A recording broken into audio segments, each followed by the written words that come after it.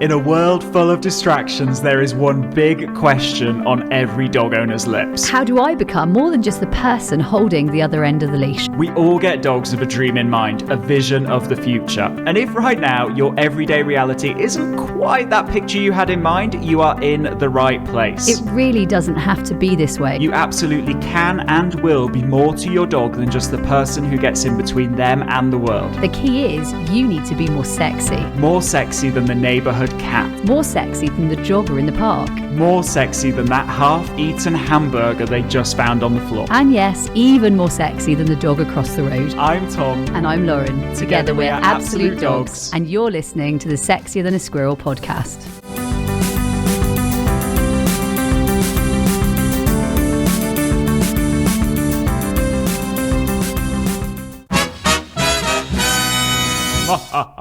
Welcome to this episode of the Sexier Than a Squirrel spooky podcast. I can't do it, sorry guys. So welcome guys to this episode of the Sexier Than a Squirrel podcast, the podcast that teaches you how to be sexier to your dog Than a pumpkin, a ghost, a ghoul, ghostly child, a haunted house, a witch and a wizard, and even a black cat. Yeah. All of those things. And more. And if you haven't guessed, it is the Halloween episode where we're going to be talking about all things Halloween and how it relates to your dog owning, your dog training, and your just general surviving this time of year. Because this time of year can be a difficult time of year for dogs and their owners. And actually, let's be honest, let's be frank here, it can really freak out our owners in terms of seeing their dog's behaviour change. And at the same time, their dogs in turn are equally freaked out, right? Absolutely. And the reason why that is because often there's a lot of novelty at this time of year. So all of a sudden there are these big pumpkins outside people's houses where, that might light up. And at the end of the day, anything, it doesn't matter that the idea behind that is that it's meant to be scary. It's actually just very novel. And for most dogs, they'll see that, they'll see their usual garden that they pass on their walk. And normally it's empty. And now it's got some kind of novelty in it, whether it's a pumpkin. Sometimes it can be those like crazy things that just inflatably like go up and move in the wind, or it could be something that makes a funny noise as you walk past the gate, or it could be something like, I don't know, what are the other things I've seen recently? There are two pumpkins outside the barn here right now, aren't they, in the training arena? It doesn't have to be massive for it to be novel and therefore just very quick story to on that. Your dog. Very fast story. I remember not that long ago, there was a little hole in the garden, and I asked one of our gardeners and one of the team on site here, because we have a very big outside site, as you know, at Bowerland. I asked them if they could put like a tree stump in it, because if they put a tree stump in it, that was going to stop anything hurting itself, whether that be a dog, a person, another animal. I didn't want a dog putting their foot down it and going over. So anyway, we put the tree stump there, and I remember one of the dogs at class that day went past this area where there'd been a bit of a hole, and went past the tree stump and just went, whoa, like crazy about this tree stump. And it was just that very simple, something had changed. And yet what was there was still very normal. It was a tree stump. It was just a tree stump that hadn't been there before, and so was novel and was very unexpected. And that, I suppose, is the power of novelty, is it doesn't need to be something that would freak you or me out, right? It doesn't need to be crazy for it to be scary. Now, with that in mind, guys, I guess that leads to our kind of first tip that we've got for you for not just surviving, but thriving at this time of year, and that is be mindful. Be aware that, these things are around, and sure, they might not seem that kind of crazy and different to us, but let's face it, sometimes dogs can get worried about a tree stump, a plastic bag that isn't normally there, and it's because of this concept of novelty. So I guess the first area of growth here and of development is actually saying, you know what, it all starts at the other end of the lead, and that's with you being aware that these things are around that your dog might react to. And I think having obviously running the centre here and having in-person clients here all the time, Tom, that makes a massive deal. If we have an owner who's vigilant, an owner who's aware, an owner who is the best owner for their dog that we have ever seen, that for me makes me go, they've got this. And actually when they've got this, their dog often has less and less episodes because the owner has it. So let's be really like blunt here. The more vigilant you are, the more aware you are, and not in a vigilant like, oh my God, that's there. Oh my God, that's there. More of a, okay, cool, we've got I'm this. aware of it, and Spotted. I'm going to do something about it. Yeah, Now, and you just feel like it's a calm awareness, right? Yeah, absolutely. And that leads on to, what should we do about this novelty that, depending on where you live, it could be everywhere. And I'd say the first thing is to, let's be aware that we've got that pot of value that our dogs start every day with, that daily food allowance. And at times of year where there's a lot of novelty, I'd be thinking with my own dogs, sure, I want to do, I don't know, some trick training or some obedience training, or I might have ideas about certain games that I want to play. But if the time of year is full of novelty, I need to say, actually, the majority of that daily food allowance is going to go into making my dogs comfortable with this novelty that's happening. Now, how might that look? Well, let's be practical. You walk past a garden that's normally empty. Today it has a pumpkin in. You know what we're going to say to our dogs? Hey, I spot that too. Nice job. Here is some of your daily food allowance from my hand. And it really is that simple. And the thing is, this is something we should all be doing anyway. Halloween and probably the lead up to the Christmas period. Yeah. This kind of highlights an essential need for maybe being a little bit more aware, because whether that is Halloween, whether it's fireworks night, whether it's leading up to Christmas, carol singers and Christmas Day, you know what? All of these things fall into a very similar category, and they are, this is novel. Your dog wasn't expecting it. Yeah. Actually, let's be prepared rather than prepare to fail. I mean, there's that great quote, isn't there, by Henry Ford. It is Henry Ford. I'm pretty sure it's Henry Ford, and it is really all about preparation. If you don't prepare, basically, you're going to be in the failure sort of bucket straight away. So actually, let's prepare in advance. Yeah, absolutely. So that's kind of our first tip. Second tip that we think fail to about, prepare, prepare to fail. That's the one. Second tip that we've got for you in relation to your dog and your dog training and your game playing is, well, you know what? We've got games, for example, 2 feet up, where our dogs are trained to, they play the game of putting their front feet on an object, or maybe putting their back feet on an object, or maybe walking around an object. There are many games.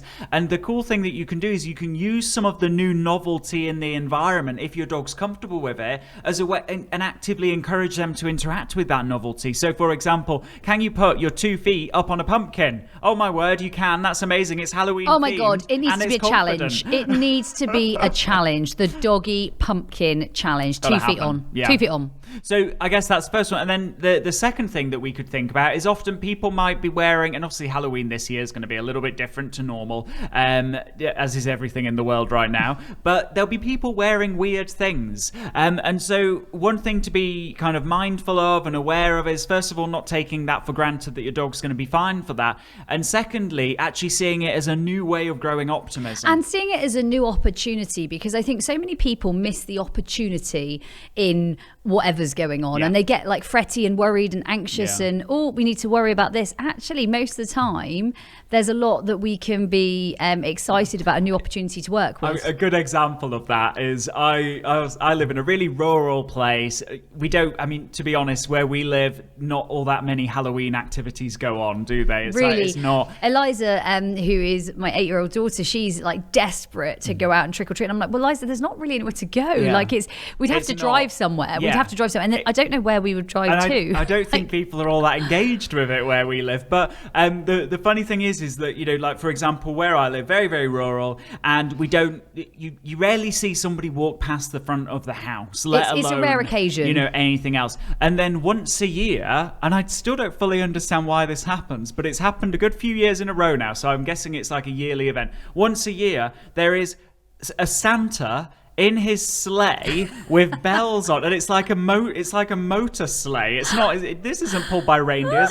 It's actually like a car, but only in Camden. And it's got this blaringly loud, like tinny music, and he drives past my house. Now the thing is that that could be seen as something that is far from ideal, and it's a crazy amount of novelty, but actually thinking, you know what, this is an opportunity, because you don't know what's around the corner. I don't know if I've told you this story before to the podcast listeners, but I went to a country show a couple of years ago with my dogs, and I thought, you know what, I'm prepared for anything. My dogs they're pretty bomb-proof. They're bomb-proof. They're used to livestock. They're used to other dogs. They're used to people. And I heard these dogs barking around around a corner, and I thought, oh gosh, maybe there's a dog loose or something.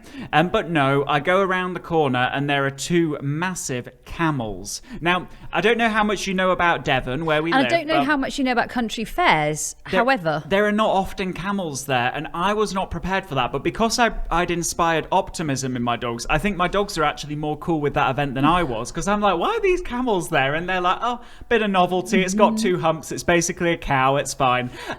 And they were totally fine with it. So see these as opportunities. Sometimes it's an opportunity to grow it further. Sometimes actually your dog doesn't respond well, and you're like, you know what, this is information that I need to grow optimism more. And sometimes you need to just go home and make yourself a cup of tea and rethink it. Like, don't overthink it, don't panic. And if something doesn't maybe go to plan with Halloween or any festive period that might be coming up in the future for you, I think it's just one of those ones to take on as information and not overly panic about. No.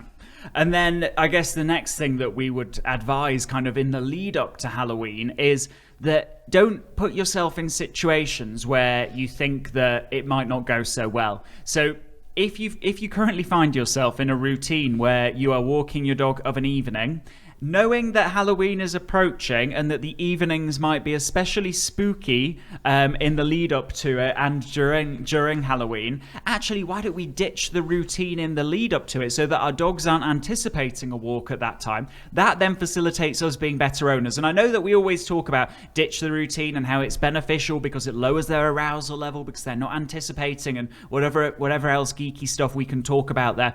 But the reality is it also facilitates you being the very best owner for your dog, because if there is no set routine, that means you can make decisions in the moment based on how your dog's looking, what the outside is looking like. You know, if I'd got into a routine of walking my dogs at a certain time of day, and then once a year there's Santa's sleigh outside with his tinny speakers playing, that I've kind of created that problem for myself. What a lot of people will do is they take to social media and say, you won't believe it, every year this happens and it's freaked my dog out this year. Yes, every year that happens, so we can do something about it. Let's ditch that routine. So another area that I think is fairly common in the dog training world is that actually there might be a Halloween class, so a special class for Halloween. Woo, let's celebrate. Now, whilst I appreciate and whilst I run a very big dog training centre, and we will have a special class, at the same time, not every dog is suitable to be in that special class.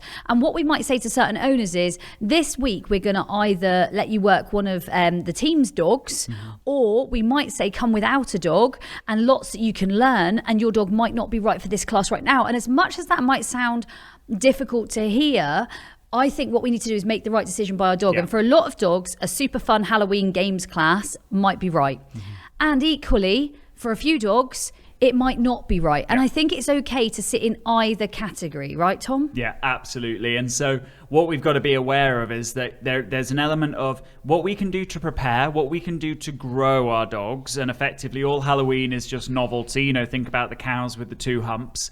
And then, you know, in the moment, let's make great choices for our dogs. We'll often say this, and it might be a topic for the future where we can dive into this in more detail. But we do say no in dog training. But what we don't do is we don't say no to our dogs. We say no to putting our dogs in certain situations. No, this is not the right scenario for him. No, my dog would not enjoy that experience. That very saying, only the other day, I was explaining this to Tom. I was walking along the beach. I had 5 of my border collies. I was out with the border collies on the beach. It was really, really super fun.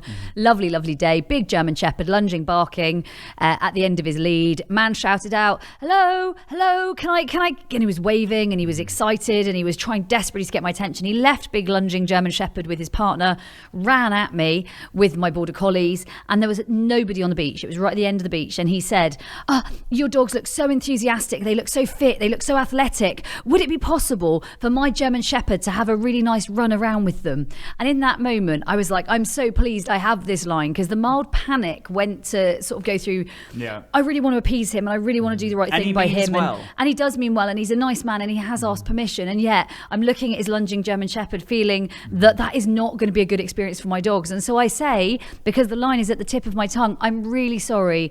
and I don't think that my dogs are going to enjoy that experience. I'm really sorry. And I carry on walking while sticking my chest out, feeling a little bit Lara Croft. Whereas in the moment, I may have crumbled because it was a difficult moment. And I wanted to appease, and I wanted to say, oh, go on then. But at the same time, I knew my dogs wouldn't enjoy it. And I also knew it wouldn't be good for any of them. Yeah. So it's great when you've got those lines ready for scenarios, just like Halloween or the big lunging dog on the beach that actually isn't going to be a great experience for your dog. Yeah, absolutely. And so, guys, I guess what we're saying is that this is totally in your control. You can actually get some positives out of Halloween. It's not going to be like a big disaster.